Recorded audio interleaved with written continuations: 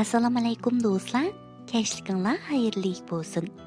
Bugun men aytib qanmaydigan, sizlar anglab qanmaydigan yana shu Uyg'ur xalq cho'ychaklarimizni aytib beray.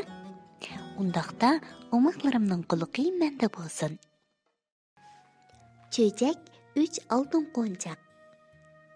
Burun bir podshoh o'tgan ekan.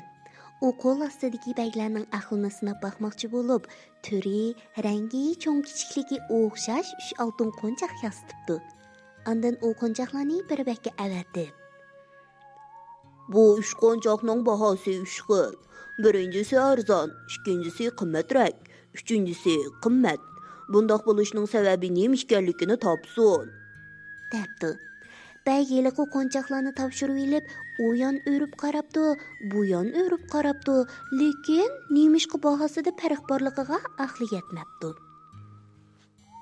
Bagning beshi qaytib, qo'l ostidagilarni chaqirtibdi va qo'nchaqlarning qanaq farqi borligini tepinglar, deb buyruq qildi. Lekin ularni bir nima deyolmabdi. Bu xabar hamma tarafga tarqabdi.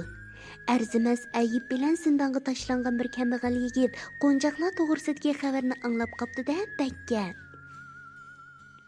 Ruxsat bo'lsa, qo'nchaqlarning farqini men tepib boqsam, agar topa olsam, buning badaliga meni zindondan ozod qilgan bo'lsalar, deb iltijo qildi.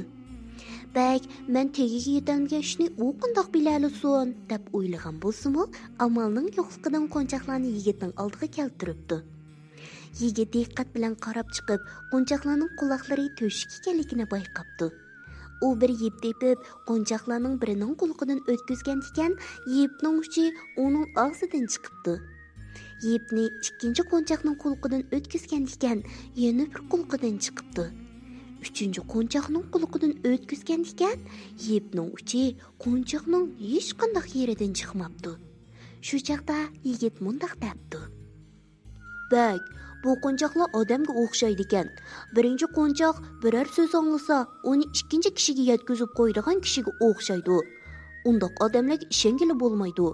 Shunga buning bahosi arzon.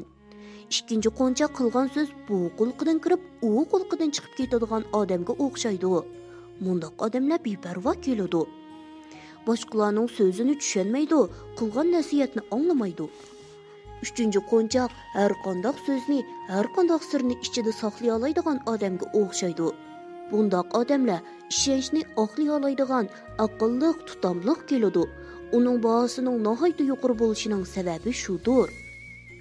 Yigitning so'zini anglab boshqalar hayron qolishibdi. Bak xushal bo'libdi. Shu hamon uni zindondan ozod qilib etibdi-da, har bir qo'nchaqqa o'z bahosini yozdirib podshohga qaytaribdi.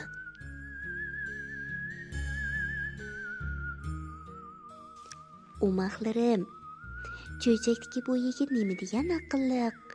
Deymisimu, har qanday so'zni, har qanday sirni ichida saqlay oladigan odamlar ishonchni oqlay oladigan, aqlli, tutamli keladi.